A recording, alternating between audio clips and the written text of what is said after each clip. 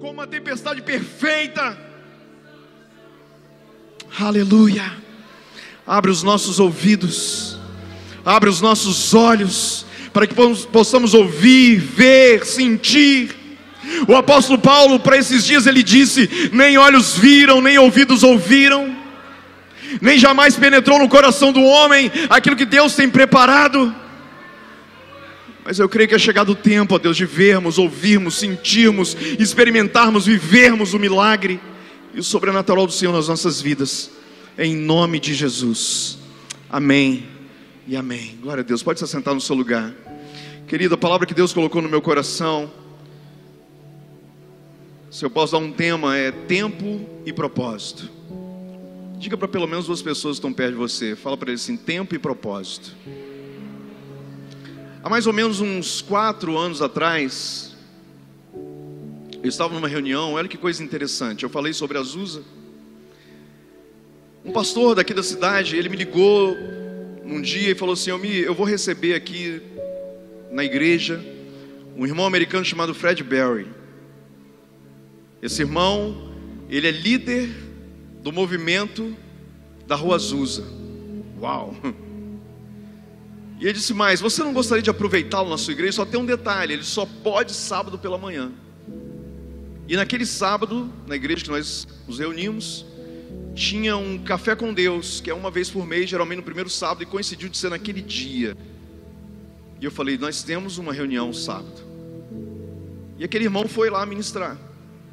Enquanto estava tendo a ministração do louvor e da adoração, eu até achei que naquele dia aquele irmão não ia conseguir falar, porque o peso da nuvem de glória de Deus, a visitação do Senhor foi tão forte, foi tão impactante, que eu pensei assim: será que tem ambiente para uma pregação? Mas enquanto estava acontecendo, esse irmão que me ligou, ele estava atrás de mim, ele me futucou e falou assim: cara, eu estou tendo uma visão. Deus está mostrando duas coisas, exatamente isso que está projetado aqui. Deus me mostra uma bússola e uma ampulheta, mas eu não tenho discernimento daquilo que Deus está me mostrando. E ele só disse isso, e nós continuamos adorando. Alguns minutos depois, o Senhor ministrou o meu coração, e eu vou explicar o porquê que aquilo fez tanto sentido para mim naqueles dias. Porque no ano de 2009, exatamente 2009, eu fui para Israel para orar com 2 amigos. Nossa intenção era ficar 30 dias em Israel, nos consagrando e orando e buscando a Deus. Quando eu cheguei lá, um dos pastores falou para mim assim: amigo, qual é o seu propósito de jejum aqui? Eu falei: não pensei muito sobre isso, mas eu como de noite, oro, e no dia do almoço eu como. E ele falou assim: cara, beleza, mas esse jejum seu é jejum de criança. Aqui nós vamos fazer jejum de gente grande. Eu falei: o que você quer dizer com isso? Ele falou: pelo menos 3 dias sem comer nada. E eu falei: uau, eu sou carnívoro, eu preciso comer, eu não aguento. Comecei a dar um monte de desculpa. Ele falou: cara, você consegue, você está na Terra Santa. Eu falei: é verdade. E eu fui para o meu quarto orar. Enquanto eu orava, Deus não falou nada comigo, mas eu dei um de machão, irmão. Eu falei: eu estou na Terra Santa, eu não sou criança, eu sou um homem de Deus, então vamos fazer 7 dias de jejum. Ele falou 3, eu vou dobrar e mais 1. Ele vai ver se eu aguento ou não aguento. Irmãos, 3 dias depois, eu estava sonhando. Isso não é brincadeira, é verdade. Eu sonhei que eu estava mordendo um bife, e eu acordei mordendo a minha própria língua. É sério. Foi uma experiência sobrenatural, em todos os sentidos. Mas a questão é que no 4º dia daquele jejum, eu estava no lugar que eu mais gosto de ir em Israel, que é o Muro das Lamentações, o único resquício do Templo de Salomão.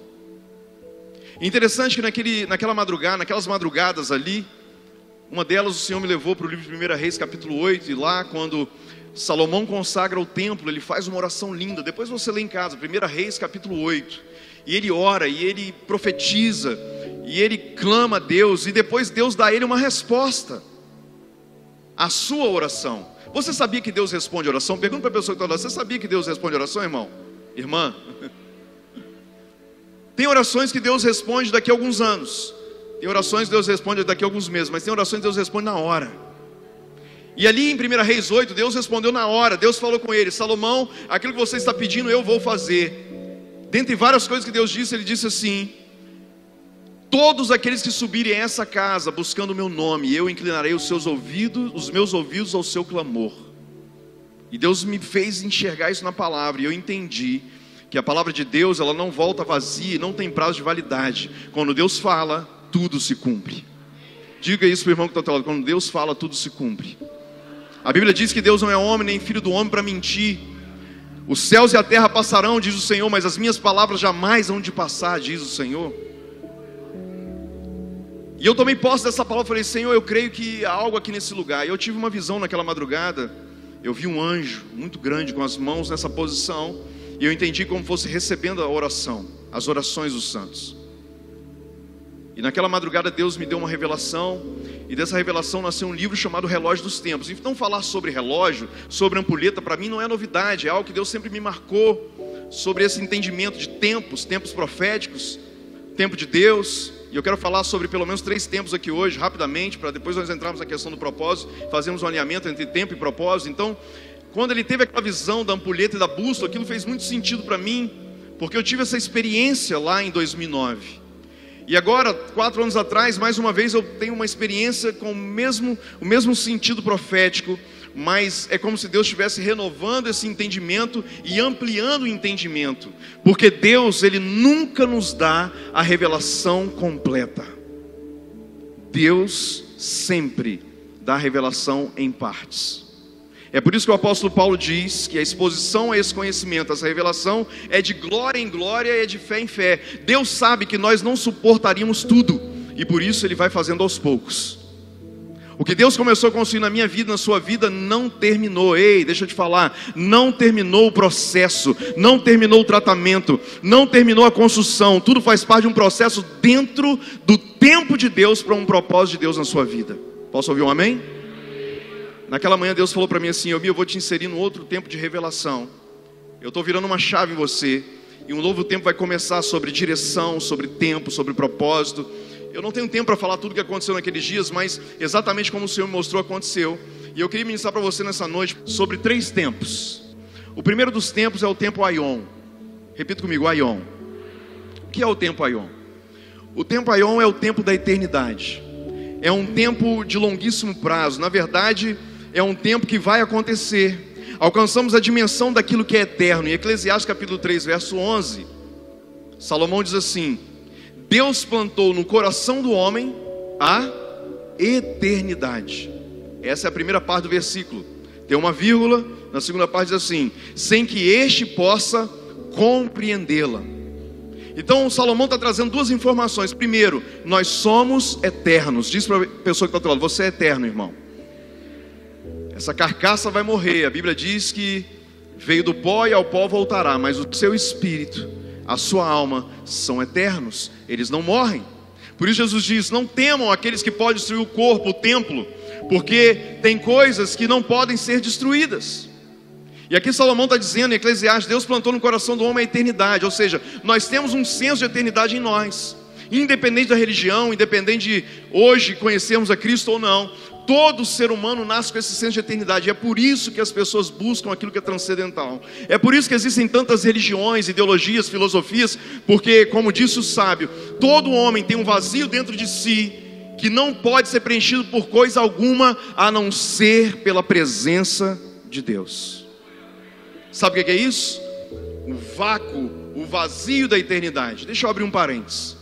Lá no Éden, Adão, criado por Deus, da forma que nós lemos ali, literalmente Deus pega do pó da terra, cria aquele boneco informe, sopra nele o fôlego de vida, o ruá, e ele passa a ser uma alma vivente. Depois Deus faz Adão adormecer, tira da sua costela mais uma porção da sua carne e cria Eva, o casal, o primeiro casal, Adão e Eva. E eles estavam ali. E nós não temos noção, nós não temos entendimento algum da capacidade intelectual, da capacidade física, da capacidade espiritual que aqueles 2 tinham ali no Jardim do Éden. Mas eu gosto de viajar, queridos. Quando eu leio a Bíblia, eu gosto de tentar entender, eu viajo na compreensão daquilo que a Bíblia está dizendo. Eu já tive a oportunidade de ler a Bíblia 12 vezes. E quanto mais eu leio, mais eu quero aprender, porque eu sou faminto. Amós diz lá em Amós capítulo 8, verso 11, que nos últimos dias o Senhor derramaria sobre nós fome e sede, Não fome de comida nem sede de bebida, mas fome e sede da palavra de Deus. Dá uma futucada no irmão que está dando e fala assim: esse tempo chegou, meu irmão. Eu profetizo em nome de Jesus que você vai ter mais fome da Bíblia do que de pão e cafezinho de manhã. Eu profetizo em nome de Jesus que você não vai conseguir começar o seu dia sem ler uma porção da palavra de Deus, porque o seu espírito, ele vai ser tão faminto da palavra eterna de vida de Deus, que você não vai conseguir ficar um dia sequer sem ler a palavra. Amém? E então, nesses dias, comendo, com fome, buscando a palavra de Deus, esse entendimento e essa revelação. E quanto mais nós buscamos, mais Deus traz para nós esse entendimento. E buscando isso eu entendi, eu viajei nessa perspectiva de quem era Adão, de quem era Eva antes da queda, do relacionamento que eles tinham com Deus ali no Jardim do Éden, mas depois da queda, o que eles perderam. E em Gênesis capítulo 11 conta a história da Torre de Babel, que eles tentam construir aquela torre para novamente se conectar com o eterno, com a eternidade. Ali começa a saga humana, ali começa o desespero humano de querer se conectar novamente àquilo que é eterno. E enquanto nós não tivermos o Espírito Santo de Deus se movendo em nós, nós continuaremos com um desfalque, com uma falta daquilo que é eterno dentro de nós. Nós precisamos ter essa conexão com Deus. Fechando parênteses, o tempo aion é a duração das nossas vidas, que é comparado a um vapor, como a Bíblia diz, é uma pequena erva que nasce pela manhã e morre ao entardecer. Isso é a comparação da nossa existência, independente da idade que você tenha, 50 anos, 70 anos, 100 anos, mas você é uma gota no meio de um oceano em relação ao tempo aion. O aion exige humildade para agradecer a Deus a oportunidade de entrar na existência e encarar a aventura de viver um privilégio como gota que se alegra em participar de um grande mar. Esse é o primeiro tempo, o tempo da eternidade. Mas tem um outro tempo, que é o tempo Cronos. Que tempo é esse? É o tempo do relógio. É o tempo que marca horas, dias, semanas, meses, anos, que marca a nossa história, que marca o tempo que nós estamos presos a ele. Agora são 8:30 da noite. O tempo que me faz pensar assim: daqui a meia hora eu tenho que ir embora, amanhã eu tenho que acordar a tal hora para ir para o trabalho. Esse tempo que nós estamos presos, eu penso que lá no Éden, na eternidade, não há essa prisão provocada pelo Cronos. Para mim, essa prisão foi provocada pela própria maldição, porque o homem ele não estava restrito a esse jugo. Pelo menos a Bíblia não traz essa informação. As maldições, elas vêm por causa da queda. Sobre o suor do teu rosto obterá o teu sustento. Mulher, você vai sofrer dores de parto para ter os seus filhos. A serpente, você vai se rastejar sobre a terra. As maldições, inclusive a maldição do tempo, porque o homem não foi destinado para a morte. Alô? Se Adão e Eva não tivessem pecado, certamente eles estariam entre nós até hoje. E por isso aqueles primeiros homens viveram tanto. Metusalém, o homem que mais viveu, 967 anos, se eu não me engano. E Deus foi reduzindo a idade por causa da maldade humana, foi restringindo a idade, diminuindo. Depois de Noé, nenhum homem mais viveu mais do que 500 anos. Nos dias de Moisés, os homens vigorosos ainda viviam até os 120. A expectativa de vida hoje é média mundial, 70, 72 anos. Então nós percebemos que o tempo Cronos, ele é a definição cronológica e física, compreendido com os anos, meses, dias, como eu disse. É o movimento linear das coisas terrenas. Tudo tem um princípio e tem um fim por causa do tempo Cronos. Mas existe um outro tempo, que é esse tempo que eu quero me ater, que é o tempo Kairos. Diga para o seu irmão, tempo Kairos.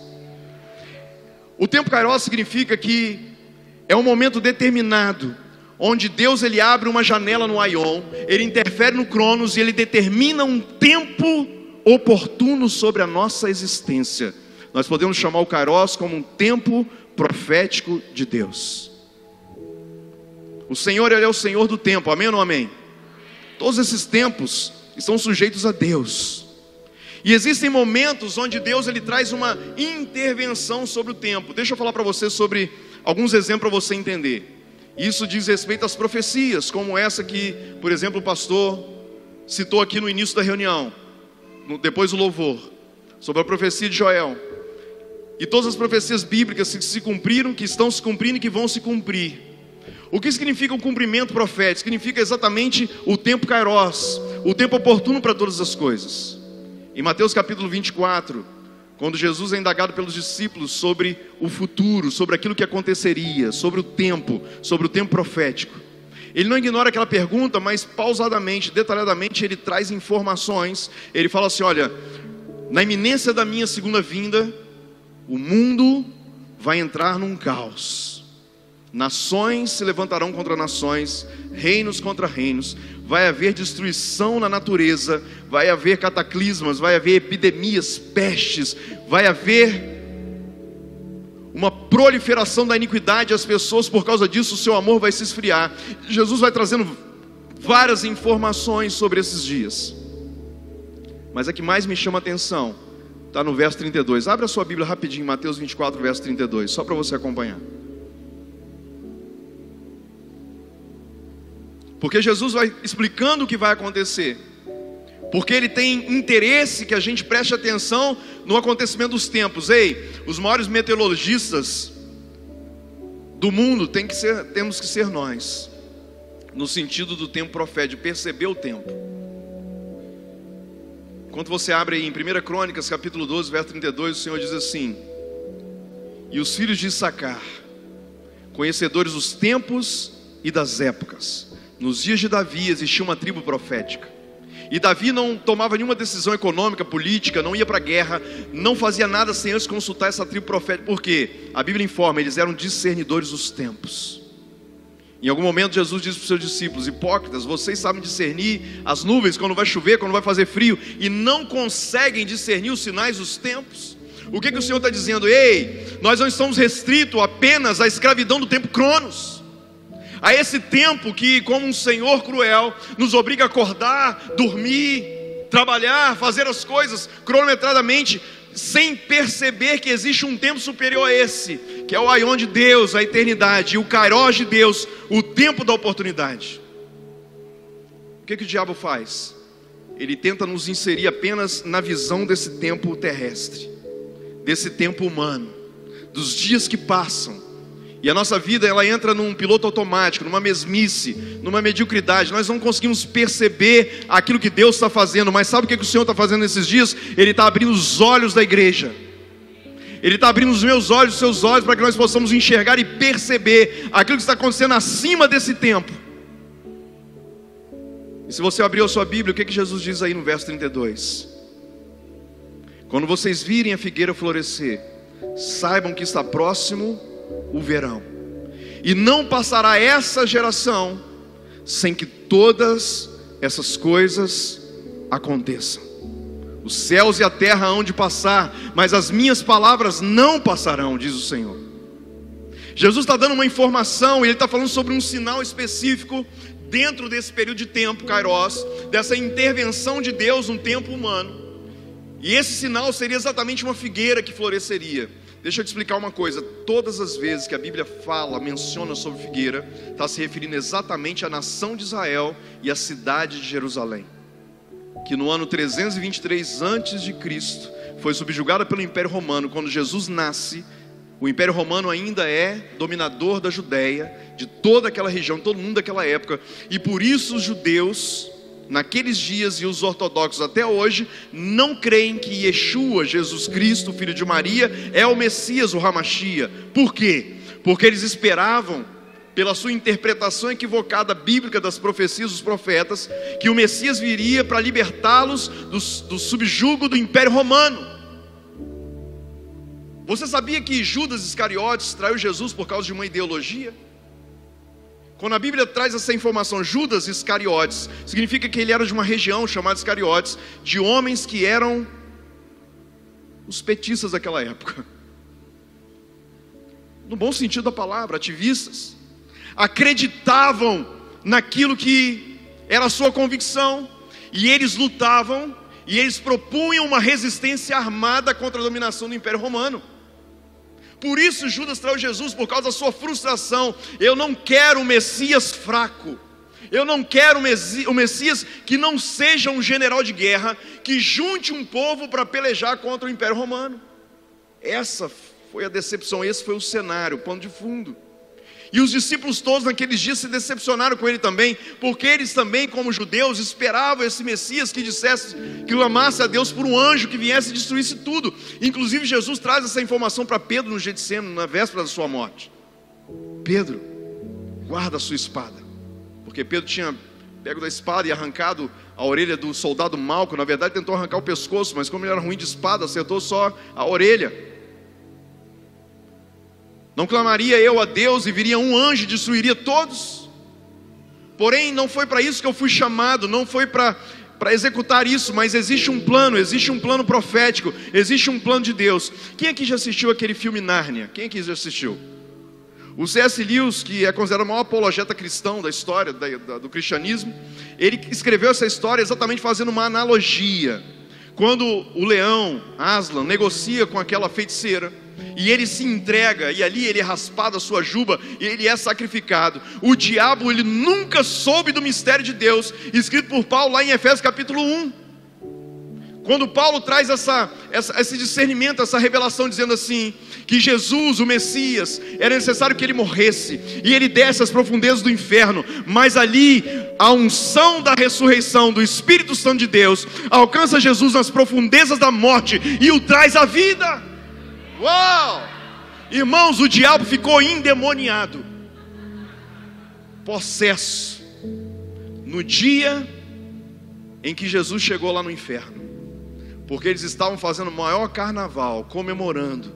Acabamos com o plano eterno de Deus, destruímos aquele que veio como cordeiro para salvar a humanidade, mas ele não sabia que ele fazia parte do plano. Ei, quando Deus manda, até o diabo obedece.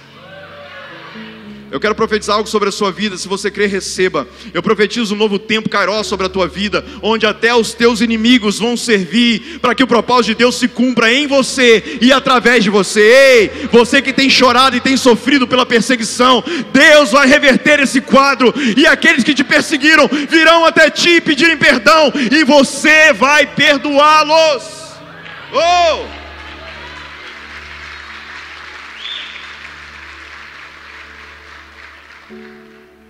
Aleluia. Uma vez eu vi uma história de uma mulher pobre, necessitada, mas crente, fervorosa.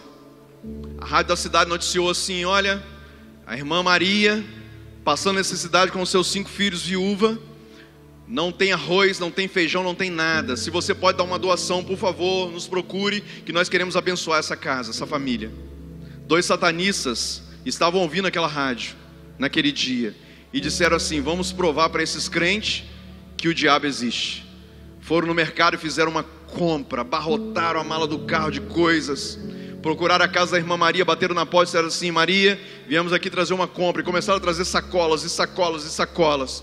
E quando terminaram as sacolas, eles ficaram esperando ela perguntar quem tinha enviado aquilo. Só que ela não perguntou, e eles então se precipitaram: mas a senhora não quer saber quem mandou trazer tudo isso aqui? Ela falou assim: eu não quero saber, porque quando Deus, meu Deus manda, até o diabo obedece. Aleluia. Jesus fala sobre um sinal específico. Ele foi rejeitado pelos judeus porque não entenderam que reino ele veio trazer. Ele não veio trazer um reino temporal, ele não veio trazer um reino dentro da filosofia grega do Cronos, mas ele veio trazer um reino Kairos dentro do coração do homem. E ele diz: quando vocês virem a figueira florescer, vocês vão entender que está próximo o verão. Ele está falando sobre Jerusalém, ele está falando sobre algo que iria acontecer. Quase, na verdade, 1948 anos se passaram. No dia 14 de maio de 1948, depois da Segunda Guerra Mundial, a ONU, recém-constituída a ONU, pela primeira e única vez na história, um brasileiro chamado Oswaldo Aranha foi colocado para presidir aquela sessão solene. Houve um empate técnico e ele deu o seu voto Minerva, e naquele dia a profecia se cumpriu: Israel voltou a ser uma nação. Mas Jesus disse: não passará esta geração sem que tudo aconteça. Tudo que ele tinha dito que iria acontecer: guerras, rumores de guerras, epidemias, pestes, tudo. E aí você se pergunta: quanto tempo tem uma geração? Salmo 90 versículo 10 diz: cabe ao homem viver 70 anos. Então entendimento profético é que uma geração, 70 anos, de 48 para cá, de 47, 48 para cá, nós estamos exatamente dentro desse cumprimento. Nós estamos dentro desse tempo profético. Mas especificamente esse tempo Kairos significa que é um tempo de oportunidade de Deus na nossa vida, porque nós estamos nesses dias mais do que nunca alcançando uma mentalidade de eternidade. Diga para a pessoa que está ao teu lado: Deus vai te dar uma mente de eternidade. Entendendo essas definições dos tempos, Aion, Kairos, Cronos, nós percebemos como a Bíblia compreende a onipotência de Deus, o seu controle sobre todo o universo visível e invisível, e como de forma cirúrgica Ele controla todas as coisas. Abra sua Bíblia em Mateus capítulo 1, verso 7, quero te mostrar outra coisa. Naqueles dias lá em 2009, quando eu estava em Israel, numa madrugada lá em Tel Aviv, Deus me acordou às 3 horas da manhã e me pediu para ler esse texto de Mateus capítulo 1. E eu falei: Senhor, o Senhor me acorda de madrugada para ler genealogia, porque eu sei que Mateus capítulo 1 é uma descrição genealógica de Cristo. Fulano que gerou ciclano, que gerou beltrano, e um vai gerando o outro, e as gerações vão acontecendo. Mas o verso 7 tem uma chave, eu nunca tinha prestado atenção nisso. Me saltou aos olhos quando diz: de todas as gerações, desde Abraão até Davi são 14, desde Davi até a deportação para a Babilônia 14, e desde a deportação para a Babilônia, da Babilônia até Cristo 14 gerações. Uau! De um acontecimento a outro, um tempo cronometrado de 14 gerações. E eu perguntei: Deus, eu estou percebendo que o Senhor sempre esteve no controle de todas as coisas, mas e de Cristo para frente? Se nós usarmos esse número 70 e multiplicarmos 14, dá mais ou menos 1000, e foi a conta que eu fiz, de cabeça. Se 14 gerações é mais ou menos isso, esse tempo de 1000 anos, de Jesus para frente, nós chegamos na Idade Média. Na Idade Média o mundo é todo dividido como nós conhecemos hoje, a geopolítica moderna, os países europeus como nós conhecemos hoje. E de lá para cá as coisas foram acontecendo tudo muito rapidamente, muito aceleradamente. Então nós percebemos que Deus está no controle de todos os tempos, e que de tempos em tempos Deus abre uma janela em todos os tempos e traz o tempo Kairos. Mas deixa eu particularizar isso, porque eu quero falar não sobre essas profecias que são gerais, mas sobre algo que é pessoal. Eu quero fazer uma aplicação pessoal daquilo que Deus quer fazer na tua vida individualmente. E eu queria que você fechasse seus olhos só mais um instante. Todos. Porque, queridos, aquilo que Deus quer falar para mim e para você hoje, é necessário que nós sejamos muito atentos para percebermos que tempo é esse que nós estamos vivendo. Enquanto você está com os olhos fechados, deixa eu fazer algumas perguntas para você, para ajudar na sua reflexão. Quantos anos você tem? Qual é a sua idade? Eu estava escrevendo uma apostila da nossa escola, e Deus me levou a um estudo de alguns rabinos judeus que falam sobre a teoria dos setênios. Para o judeu,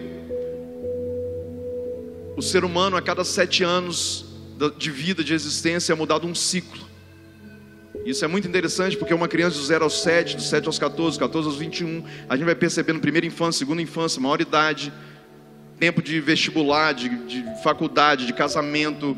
Depois dos 35, vai a meia-idade não, a maturidade. Depois dos 49, vai entrando na meia-idade. A gente vai vendo que a nossa vida é realmente dividida em ciclos. E a minha pergunta para você: qual a sua idade hoje e qual é o ciclo de vida que você está vivendo? Essa pergunta é muito importante você pensar sobre ela, porque a resposta a essa pergunta, ou a não resposta a essa pergunta, vai determinar qual é o ciclo de Deus para você. Porque eventualmente você está fazendo coisas que não correspondem ao ciclo que Deus determinou para que você fizesse. Ou você pode estar antecipando etapas, ou você pode estar queimando etapas.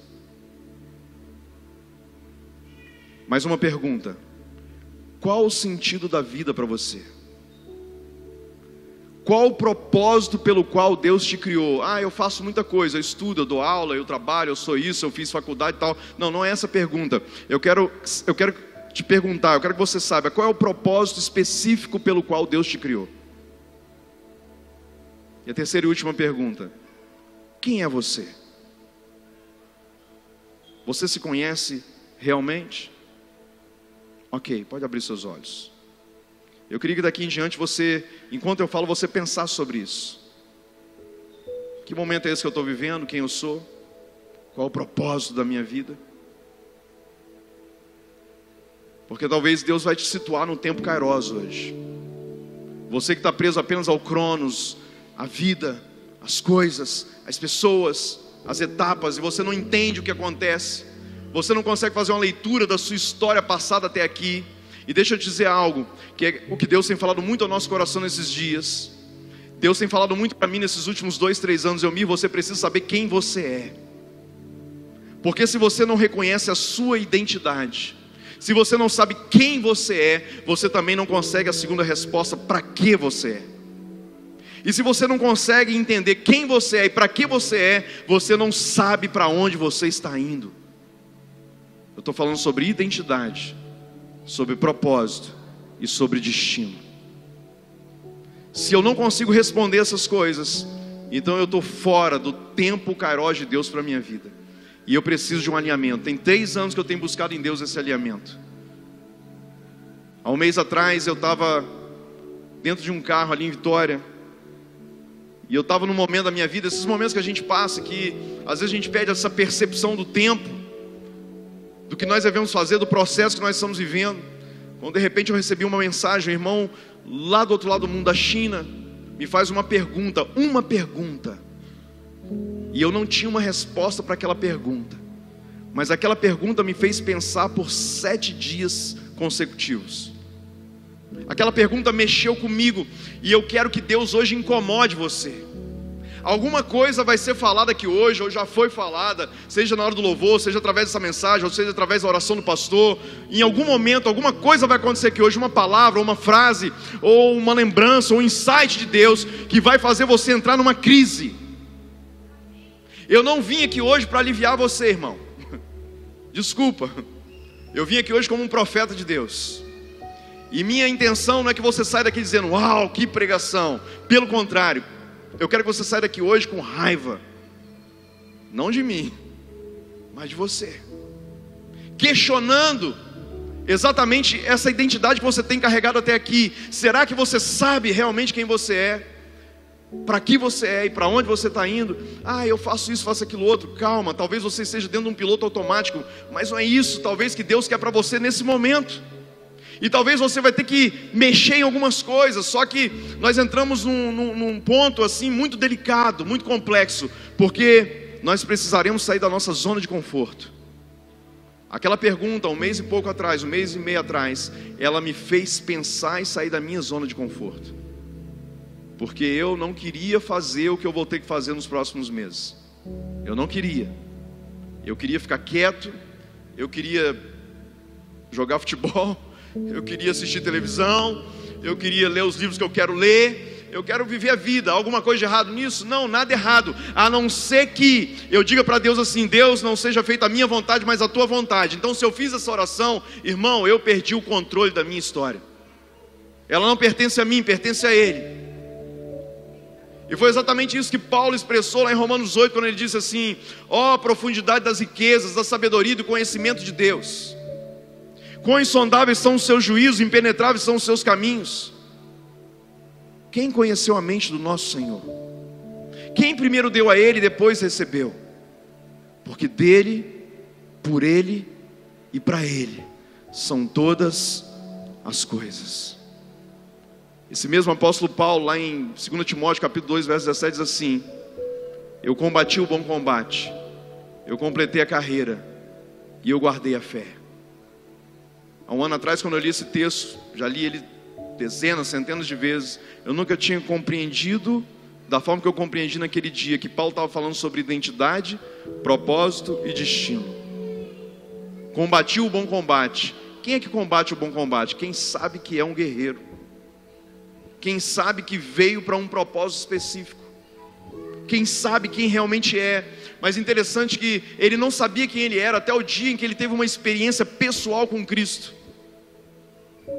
Eu estou falando que não basta você vir para uma igreja domingo à noite, irmãos. Não basta nós sermos frequentadores de culto. Não basta andarmos com a Bíblia debaixo do braço. Não basta termos o nosso nome no hall de membros de uma igreja. Paulo era um religioso, ele era crente. Paulo entendeu isso quando teve essa experiência pessoal com Cristo. Os seus olhos se cegaram, expressando aquilo que estava no seu espírito, no seu coração. Mas de repente, quando Ananias ora, as escamas caem e ele começa a enxergar a verdade daquilo que ele entendia, mas que não era exatamente o tempo de Deus na vida dele. E ele começa a ter uma compreensão, e esse homem se torna o maior propagador do evangelho da história do cristianismo. Por causa de Paulo nós estamos aqui hoje, porque ele saiu de Jerusalém, ele viajou pelo mundo inteiro daquela época 3 vezes, pregando o evangelho. E aonde Paulo foi, ele implantou igreja. Na Europa, na Ásia, alguns dizem que até no norte da África.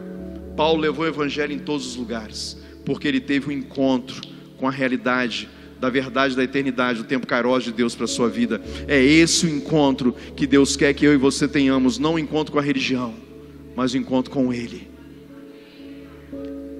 A igreja é muito importante, irmãos. Eu amo a igreja. A igreja é o lugar onde nós nos unimos para adorar a Deus, para estudar a palavra, para sermos tocados por Deus. Mas precisamos entender por que nós fazemos isso, porque senão é apenas uma imitação daqueles que fazem. Nós precisamos ter esse entendimento profético. Abra sua Bíblia comigo, eu já estou partindo para o final. Mateus capítulo 3. E quando eu disse que o pastor Anderson citou o texto, foi exatamente esse, que ele falou sobre João Batista. Eu não vou ler, eu vou só parafrasear por causa do tempo. Mas o começo do capítulo 3 fala sobre João Batista, que apareceu naqueles dias pregando no deserto da Judéia. E ele pregava o batismo de arrependimento, a necessidade das pessoas descerem as águas e terem uma experiência com Deus, morrerem para esse mundo e nascerem para as coisas do Espírito. E ele fala sobre a necessidade de preparar o caminho. Ele veio para preparar esse caminho, endireitar as veredas do Senhor. A Bíblia fala sobre as características de João. Ele era um cara estranho. E é interessante que João, ele era filho de Zacarias. Zacarias era um sacerdote. E João, ele herdaria essa condição sacerdotal do seu pai. Mas ele rompeu com aquela estrutura religiosa que ele vivia. E ele veio para o deserto, para uma experiência pessoal com Deus. E ele se transformou naquele que preparou o caminho do Messias. E ele batizava as pessoas naquele rio. E a pregação de João, irmãos, poucos de nós queriam ser membro da igreja de João, porque a pregação dele era pesada. Ele brigava com as pessoas, ele chamava de raça de víboras, serpentes. Ele falava sobre arrependimento. Ele como um profeta, ele confrontava as pessoas. E aí quando chega no capítulo 4, versículo 1, eu quero que você acompanhe. E então foi conduzido Jesus pelo deserto, pelo Espírito ao deserto. Aqui está falando Espírito com letra maiúscula, ou seja, o Espírito de Deus, para ser tentado pelo diabo. Olha que coisa interessante. Para por aí, mas não fecha a Bíblia não. Jesus foi levado pelo Espírito Santo ao deserto para quê? Para ser por quem? Pelo diabo. Existem momentos na nossa vida, nesses tempos kairos, que Deus abre, esses tempos oportunos, onde Deus ele determina coisas, em que Ele mesmo nos leva a lugares que nós não gostaríamos de ir. É isso que eu comecei a falar com vocês. O que eu vou fazer daqui a algumas semanas, até daqui a 6 meses, eu não planejei para eu fazer. Eu confesso que eu não queria fazer. Mas agora eu estou dizendo: Deus, não seja feita a minha vontade, mas a tua vontade, porque o Senhor tem muito mais competência de gerir a minha vida do que eu mesmo. Se eu fizer do jeito que eu quero, eu sei que vai acontecer daqui a 6 meses, vai dar ruim. Mas mesmo contra a minha vontade, se eu obedecer e me sujeitar à vontade dEle, eu sei que daqui a algum tempo vai dar tudo certo, porque a vontade dEle é boa, perfeita e agradável.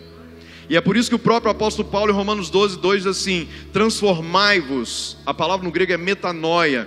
Transformai-vos. Hoje os coaches usam muito a palavra em inglês mindset, que significa mentalidade. Transformai-vos pela renovação do vosso entendimento. Paulo já falou sobre isso há 2000 anos. E agora a ciência está descobrindo. Porque não tem como nós mudarmos o curso da nossa vida, não tem como nós colocarmos a nossa vida diante dele, se nós não mudarmos a nossa mentalidade. Deus não vai fazer isso por mim e por você, isso é uma decisão pessoal. Eu preciso mudar a minha mente para que eu possa receber a vontade dele. É uma mudança que depende de mim. Então Deus, ele conduziu Jesus a um cenário, a um lugar, um deserto, para ser tentado pelo diabo. E ele ficou ali 40 dias e 40 noites. Eu vou parafrasear por causa do tempo. Jesus ficou ali 40 dias e 40 noites. Ao final de 40 dias, Satanás, Lúcifer, se apresenta a ele. E 3 coisas acontecem, são os 3 atos. Jesus é tentado em 3 níveis. E ele é tentado em 3 níveis, colocando em xeque a sua identidade, o seu propósito e o seu destino. A primeira tentação do diabo para Jesus foi ao nível do seu corpo, porque todo ser humano é formado desses 3 elementos: corpo, alma e espírito. E o diabo, percebendo que Jesus estava 40 dias sem comer, disse para ele assim: por que você, que é filho de Deus, por que você que é quem você é? E olha só, o diabo quer mostrar para ele, determinar para ele a identidade dele. Se você é o filho de Deus, faça com que essas pedras se transformem em pães e mata a tua fome. E quantas vezes nós somos tentados a fazer isso, porque nós não conhecemos quem nós somos, então recorremos a qualquer coisa para resolver o problema. Mas deixa eu falar algo para você: Deus não tem qualquer coisa para você. Deus tem aquilo que é excelente para a sua vida. Não lance mão aquilo que está fácil. Ei, aquilo que está fácil geralmente não é de Deus. Não lance mão aquilo que está próximo de você. Ei, Deus quer que você cave fundo. Deus quer que você busque a presença dEle. Ele poderia dar os pães para Jesus, sim ou não? Sim. E quantas vezes a gente fica murmurando: ai Senhor, por que o Senhor não me dá? Por que não vem a resposta? Por que o Senhor não levanta alguém para resolver o meu problema? Ei, faz parte do tratamento dEle na tua vida. É o processo de Deus. Ele conhece a nossa estrutura mais do que ninguém. Sabe por quê? Salmo 139 traz essa informação. Davi diz assim: quando eu ainda era uma substância informe, lá no ventre da minha mãe, quando nenhum dos meus ossos havia sido entridecido, lá no ventre da minha mãe, o Senhor já tinha escrito um livro ao meu respeito, e cada um dos dias da minha vida já estava escrito no teu livro. Deus conhece a sua vida, Deus conhece a sua história, Deus conhece a sua genealogia para trás. Deus sabe quem foi o seu tataravô. Ei, se a Bíblia diz que a maldição alcança os pais e os filhos até a 3ª e 4ª geração, a Bíblia também diz que a bênção alcança até a 1000ª geração. Nós vamos trazer à existência aquilo que nos dá esperança nesses dias. É o tempo kairos de Deus sobre a nossa vida. Se tu és o Filho de Deus, faça com que essas pedras se transformem em pães e resolva o seu problema. E é interessante que Jesus estava sendo colocado em xeque a sua identidade, mas depois daqueles 40 dias de jejum, ele entendia quem realmente ele era. E deixa eu te falar algo, deixa eu te perguntar algo: quantos milagres Jesus tinha feito até aquele dia? Quem lembra? Quem lembra quantos milagres Jesus tinha feito até ali? Sabe quantos, irmãos? Nenhum. Um cara que veio para ser o salvador da humanidade, que veio para implantar um projeto na terra, no mundo que não existia nenhum tipo de tecnologia que existe hoje, e esse projeto precisava durar pelo menos 2000 anos.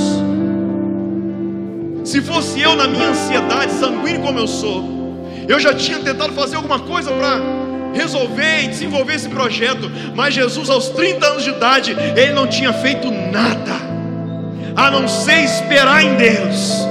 Uma das coisas que Deus quer trabalhar no tempo da nossa vida não é no seu tempo, querido, é no tempo dele. A sua inteligência, a sua força de vontade, a sua boa vontade não vão resolver problemas que são espirituais. As coisas espirituais só se discernem espiritualmente. Nós precisamos ter a mente de eternidade para entender o tempo de Deus e o processo de Deus. Aos 30 anos, Jesus não tinha feito nenhum milagre.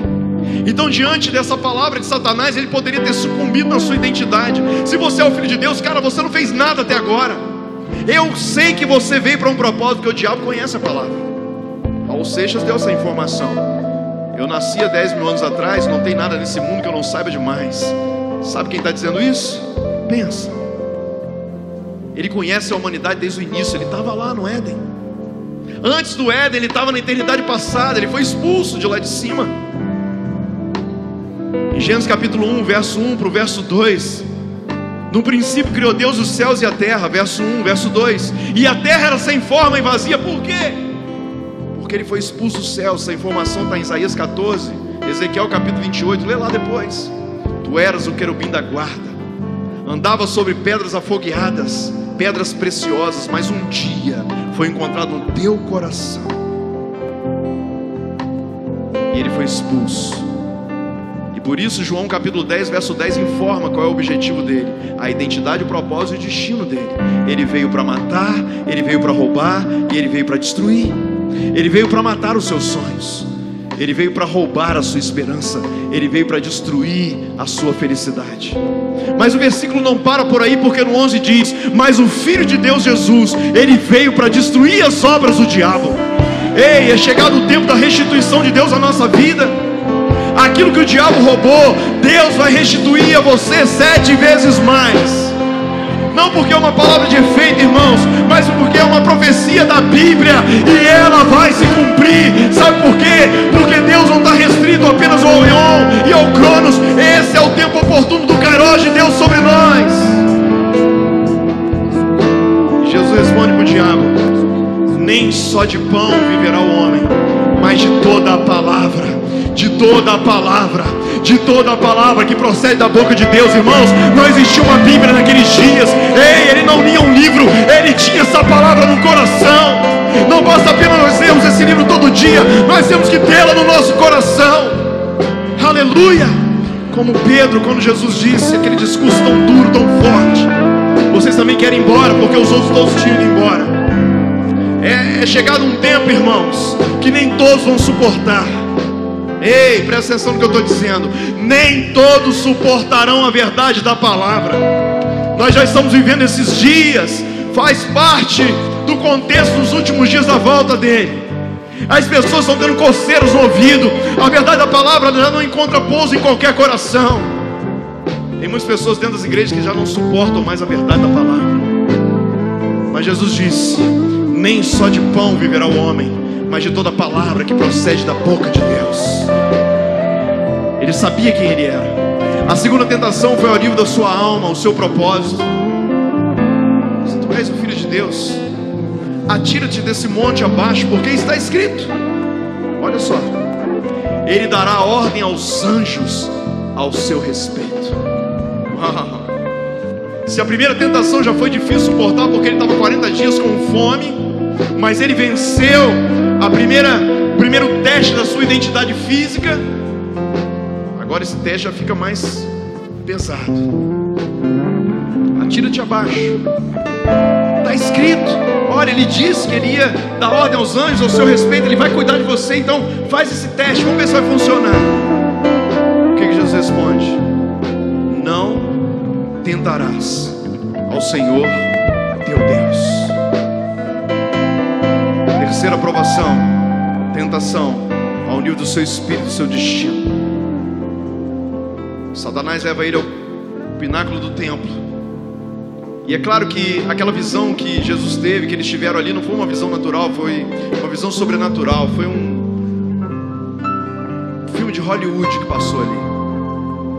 Se você se prostrar e você me adorar, olha a ousadia, eu te darei todos os reinos desse mundo. Eu penso que Jesus viu ali o passado, o presente e o futuro. Satanás dizendo para ele: olha, eu sou dono desse mundo desde o início. É por isso que a Bíblia diz que esse mundo jaz o maligno, que Satanás é o príncipe desse mundo. E realmente ele é, e por isso o mundo está do jeito que está.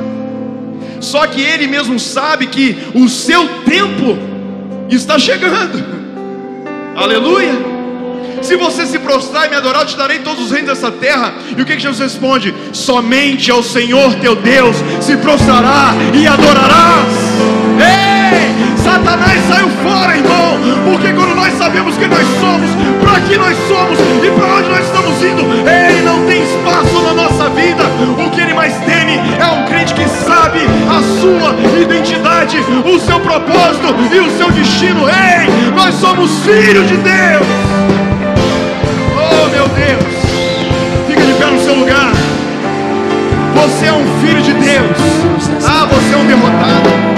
Você foi alguém que já casou algumas vezes e seu casamento deu certo. Você é uma pessoa que vive devendo os outros. Ei, essa não é a sua verdadeira identidade. Esse não é o tempo de Deus para a tua vida. O tempo de Deus não é o Cronos. O tempo de Deus é o Kairos. E hoje Deus manda dizer para você, se você recebe essa palavra do teu espírito, toma posse disso, que é chegado um tempo onde Deus abre uma lacuna, uma oportunidade para as coisas mudarem. Feche seus olhos. Deus quer te dar uma mente de eternidade. Deus quer te dar uma mente e uma visão que não é terrena. Os nossos olhos veem um palmo além do nosso nariz. Você não consegue enxergar aquilo que vai acontecer amanhã, nem ano que vem. Mas aquilo que Deus quer te mostrar, você vai entender o que Ele vai fazer daqui a 5 anos, 10 anos, 20 anos, até o final da tua história. Sabe de uma coisa? O projeto que Deus tem para você, nenhum autor, nenhum grande autor poderia escrever a beleza e a grandeza daquilo que Deus vai fazer na tua vida e através da tua vida. Mas é necessário o teu mindset mudar hoje. É necessário uma metanoia no seu entendimento, para que você possa entender qual é a perfeita, boa e agradável vontade de Deus para você. Se essa palavra tocou no teu espírito, eu quero te convidar a sair do seu lugar e vir aqui na frente. Eu quero orar por você. Irmãos, eu confesso que eu quero orar por mim também. Eu estou num momento da minha vida que eu preciso muito, milimetricamente, cirurgicamente, entender o propósito dele para mim. Eu não tenho tempo para errar mais. Deixa eu te dizer, você também não tem mais tempo para errar. Nós não temos tempo, irmãos. Nós não vamos mais testar e tentar. Não é tentativa e erro. Não é causa e efeito. Não é ação e reação. É o discernimento da eternidade dele. Você não vai mais viver de tentativas e erros. Você vai acertar. Porque Deus, nessa noite, Ele quer revelar para você quem verdadeiramente você é. Você que veio aqui à frente, dá um passinho mais para frente, só para liberar espaço para quem está chegando. Vão acontecer nesse lugar. Eu creio, grandes coisas estão por vir. Grandes coisas vão acontecer neste lugar. Profetiza isso sobre a sua vida. Grandes coisas vão acontecer. Estão por vir. Dentro de mim, dentro de você. Deus está dando tempo. É a ampulheta determinando o tempo feroz de Deus nas nossas vidas. É a bússola determinando a direção de Deus para nós.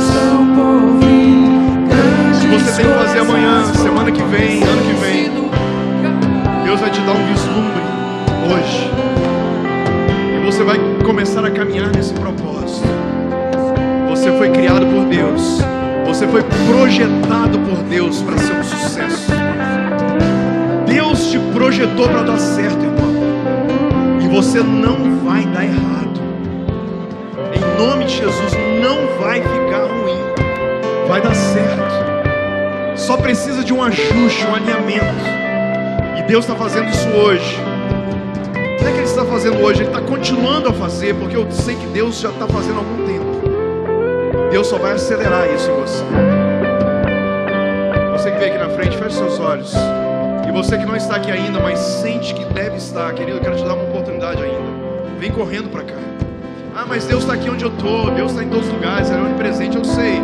Deus está aí, mas Ele quer saber até que ponto você realmente quer. O que vai definir isso é a sua atitude, a sua proatividade.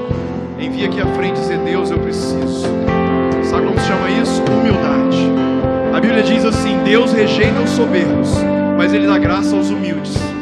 Quantas vezes, irmãos, eu estou indo na frente. Ah, mas você é pastor, você é meu irmão. Deus está preocupado com o meu título. Essa não é a minha identidade. Pastor, isso não é identidade, irmão. Isso é título, isso é coisa humana. Eu quero ser pastor, eu quero ser filho dele. Eu quero estar na presença dele. Eu quero ouvir a voz dele.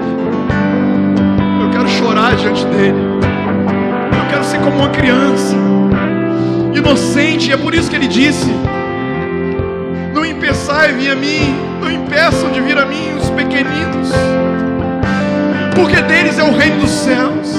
E quantas vezes a gente quer ser orgulhoso? Ah, eu já sei, já li a Bíblia, já fui no congresso, já fiz encontro com Deus. Meu irmão, quebra esse orgulho em nome de Jesus. Volta para o teu primeiro amor, volta para o fundamento das primeiras coisas.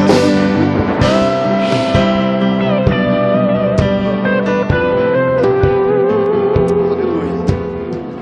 Pai, obrigado, Senhor, por essa palavra, por essa noite.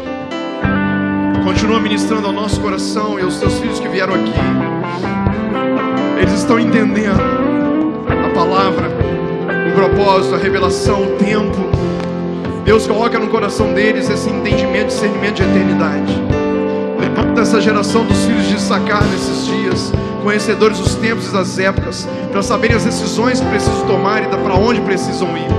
Deus, eu sei que muitos aqui têm muitas dúvidas.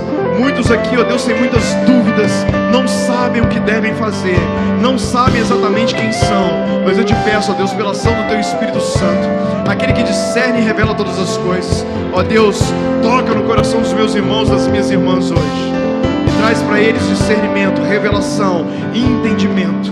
Acelera o tempo profético nas suas vidas, traz maturidade e amadurecimento. Oh Deus, acelera esse processo, Pai, e que assim como Jesus, que precisou viver 30 anos, que precisou ser levado pelo Espírito ao deserto, Deus, nós dizemos sim para a sua vontade hoje.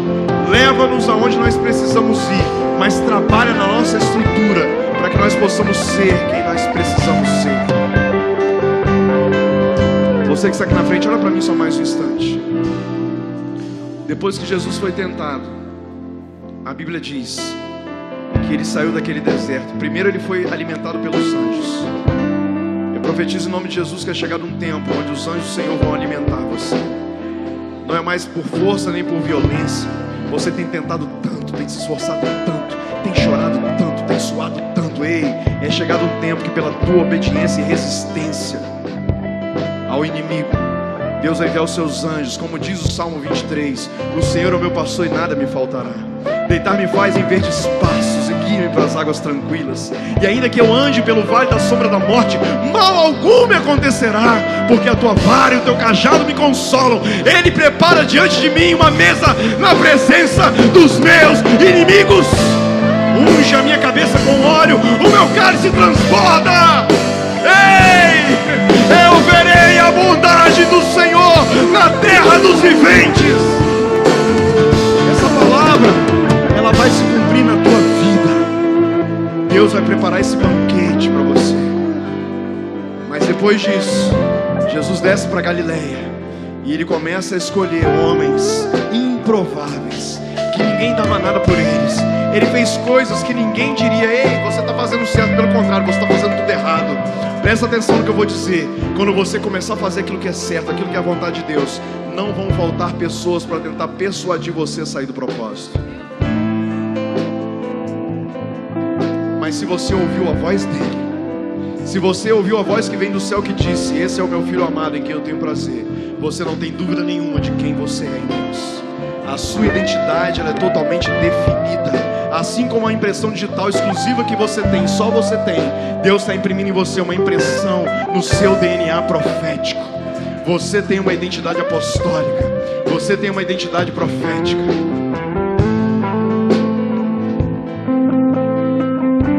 O seu ministério vai começar, irmão, e você vai dar muitos frutos para a glória de Deus. Dê um aplauso ao Senhor. Dê um abraço, pelo menos duas pessoas sejam próximas de você. Vai voltar para o seu lugar, passou